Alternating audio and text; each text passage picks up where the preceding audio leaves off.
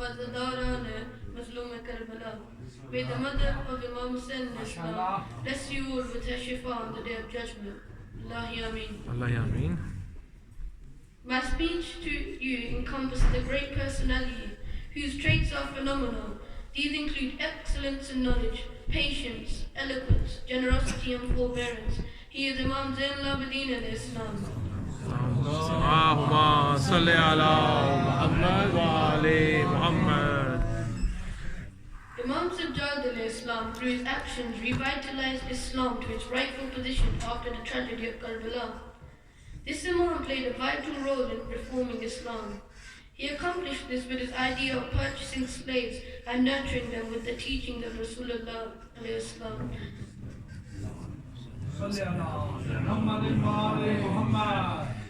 And using them as tools to not only spread the word and teaching of the true faith, but to reform the collapsing society around them, whilst awakening the love for Allah in the cold hearts of so-called believers.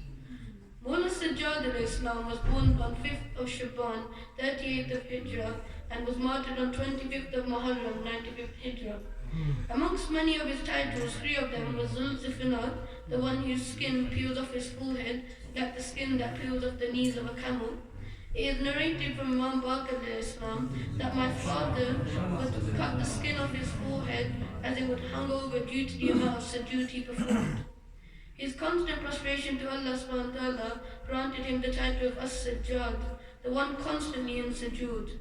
Imam Sajjad al-Islam has famously narrated, if humans knew how much sawab they would attain by prostrating to Allah subhanahu wa ta'ala, they would never lift their heads from the ground. Thirdly, he is known as ZAIN al-Abedeen, the adornment of believers. This is evident from one of his most renowned works in a book of supplications called Sahifa as-Sajjadiyah. These are the prayers our holy Imam would recite during his times of worship that were applicable to all areas of life. Through these supplications, our holy Imam taught us how to connect and obtain from your Lord Almighty. These supplications are phenomenal as they were utilized to teach believers how to come back towards the path of Rasulullah and his holy progeny in such restricted circumstances. Salawat. Allahumma salli ala Muhammad wa ali Muhammad. The other famous work of Imam Sajjad al-Islam is Risalat al-Huquq. This describes the rights of your parents, your eyes, your hands, your ears, your stomach, basically all the human rights we observe today that is stated by the United Nations. Yet, 1,400 years ago, our Imam wrote and spoke about these rights. His objective was to overcome his inability to teach publicly, and he used these means to spread the true message of Islam as his forefathers did before him. Our fourth Imam lost his mother shortly after his nuzul. His father, Imam Hussain al-Islam, played a vital role in his upbringing, which brought them together in a very close relationship. This Imam demonstrated the best of immaculate akhlaq from a very tender age. We observed this in his mannerisms towards all in his life. One in particular was towards his stepmothers at the dinner table, as he would wait for them to make their plate of food before filling his own plate. This shows how our Imam would not raise his eyes towards a platter of food before his mother's eyes, to ensure his mothers make their choice of food foremost without any element of hesitation before his own, demonstrating the significance of others' desires before his own. Today, how many of us wait for our mothers at the dinner table? Mawla ZAIN al-Abedeen restored the lost love and respect displayed by believers towards their fathers. He famously narrated more than 50 rights of a father, stating, your father is your root, and his children are his branches. Therefore, whenever you as a person are proud upon your own achievements or successes in life, our Imam taught us to remember your father, for you have only attained this due to his blessings. Furthermore, our Imam instructed us not to walk in front of your father, to stand when he enters a room, and not to sit until he sits. I ask you all today, how many of us practice this? Let us all make a promise to ourselves that we will try and implement these traits taught to us by Imam in our everyday lives. Salawat. Allahumma salli ala Muhammad wa ali. Our fourth Imam lived through a very difficult time after the tragedy of Karbala, where his every move was monitored and restricted. In these harsh conditions, through his intellect, he sought to purchase slaves as he knew he could not teach publicly. His slaves were taught the culture of Rasulullah and Islam, the Holy Quran, Akhlaq, and the entire teaching of Islam. We observed this during a drought when a companion by the name of Saqib Hussain was visiting the Imam. He witnessed that these slaves raised their hand to pray for rain.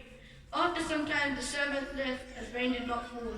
Apart from one slave who was of African orientation, this slave continued to stand with his hands raised praying for rain. Shortly after it rained. This astonished Saqib Hussain, who then sought to purchase him. He went to our Imam and asked if he could purchase him. Our Imam replied, "You can have him for free, but why do you desire him from all of my slaves?" He responded, "I saw him pray prior to the arrival of rain." Mr Saqib told the African slave to go with Saqib Hussain.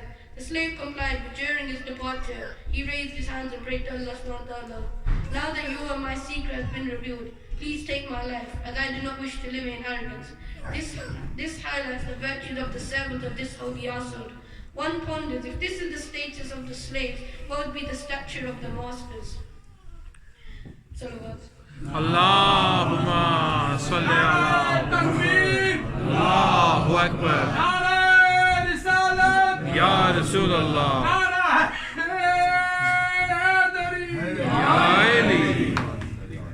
Yet mankind has failed to recognize the virtues of these great personalities, as history dictates the events which took place in the courtyard of Yazid, Lanat Beshwar. Despite Yazid's efforts to gather dignitaries from all his kingdoms, Imam ZAIN ABEDEEN at the age of 22 shook the foundations of his throne and of all mankind. After his trials and tribulations, he displayed the courage of Amir al-Mu'mineen via his eloquence when addressing Yazid. Bound by his chains and shackles, Yazid ordered a poet to recite poetry in honor of his family. Mr Saqib responded, "Let me remind you of who I am. Those who know me, and for those who don't, let me tell you who I am. O people, Allah has given us 6 things, and our superiority to others is based on 7 pillars. The 6 things which He has given us are knowledge, forbearance, generosity and mercy, eloquence, valor, and heartfelt love of the believers. Our superiority to others is also based on these 7 pillars. Muhammad, the Prophet of Allah, his successor Ali ibn Abi Talib, the doyen of the martyrs Hamza, Jafar al-Tayyar, Hassan al-Hussain, the 2 grandsons of the Holy Prophet of this nation, and Mehdi, the savior of the oppressed and deprived people of this world, of this nation, and the Imam of the last age. All of these are from our holy family." He continued, "I am the son of Mecca and Mina, son of Zamzam and Safa. I am son of the best of men who held the black stone in his robe. I am from the best of them to have circulated the Kaaba. I am the son who was taken by Buraq to Miraj, the one angels prayed behind, the one who went past Siddat al-Muntaha. I am the son of Muhammad al-Mustafa. I am the son of Ali al-Murtaza, who fought the disbelievers until they recited Shahada. I am the son of the one who fought with 2 swords and 2 spears. I am the son of the pious one, the descendant of prophets, the son of the annihilators of the polytheists." Disturbed and frustrated by this sermon, Yazid impetuously reacted by ordering the azan to be recited. Upon hearing Ashhadu anna Muhammadan Rasulullah, the Imam spoke and pointed to Yazid and said, "The name Muhammad in this azan, is he your grandfather or is he mine?" MashaAllah, MashaAllah. Please recite loud salawat in honor of Allahumma salli ala Muhammad.